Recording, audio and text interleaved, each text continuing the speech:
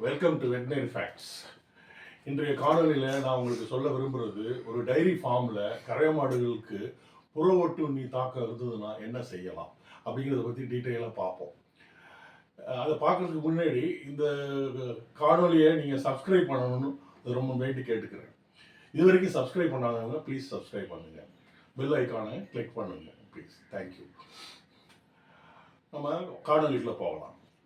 புற ஒட்டுண்ணிகள் என்னென்னு பார்த்தாக்க கொசு, தெல்லுப்பூச்சி, உண்ணிகள், இது மாதிரி நிறைய இது வந்து உடம்பு மேலே இருந்து சொரிய ஏற்படுத்துது. சில இடங்களில் முடி கம்மியாக இருக்கும், சில இடங்களில் முடி அதிகமாக இருக்கும், மாடு சொரிஞ்சிக்கிட்டே இருக்கும். இதை வச்சு அழகாக கண்டுபிடிச்சிடலாம். ஒரு டைரி ஃபார்முக்கு உள்ளே போகும்போதே ரொம்ப தூரத்தில் இருந்தே கண்டுபிடிச்சிடலாம் அந்த டைரி ஃபார்மில் புற ஒட்டுண்ணிகளோட தாக்கம் இருக்கா இல்லையா.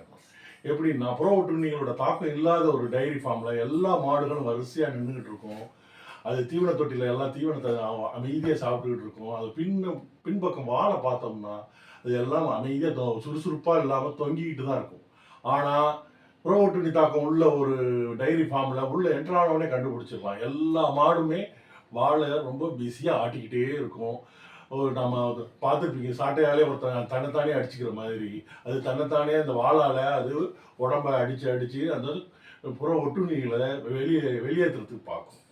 அது சுத்தமாக மாடு வந்து தீவனத்தை சாப்பிட முடியாமல் ஒரு பரிதவிச்சுக்கிட்டு அந்த விரட்டிக்கிட்டே இருக்கும். இதனால் அதுக்கு எனர்ஜியும் வேஸ்ட் ஆகுது, ஒழுங்காக தீவனமும் எடுக்க முடியாமல் இருக்குது. இதனால் ப்ரொடக்ஷன் கொஞ்சம் டவுன் ஆகும்.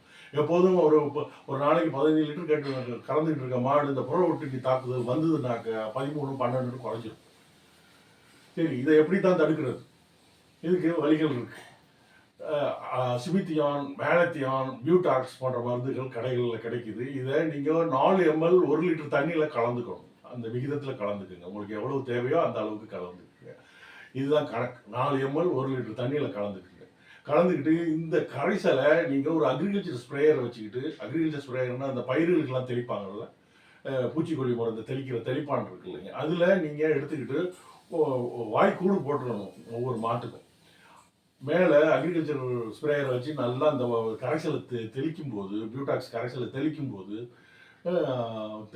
தெளிச்சுட்டு ஒரு 3 நிமிஷம் கழித்து நல்லா ஒரு வெதுவெதுப்பான தண்ணியில் மறுபடியும் குளிக்க விட்டுறணும். இப்படி செய்கிறதுனால அது புற ஒட்டுண்ணிகளோட தாக்கம் குறையும். அது மட்டும் இல்லாமல் அது ஷெட்டில் இருக்கிற சுவர்கள் இருக்கிற ஓட்டைகள்லையும் இந்த மருந்து அடிக்கணும். ஏன்னா அந்த ஓட்டைகள், சின்ன சின்ன விரிசல்கள், இதிலெல்லாம் புற ஒட்டுண்ணிகள் போய் 100கணக்கான முட்டைகளை போட்டுரும்.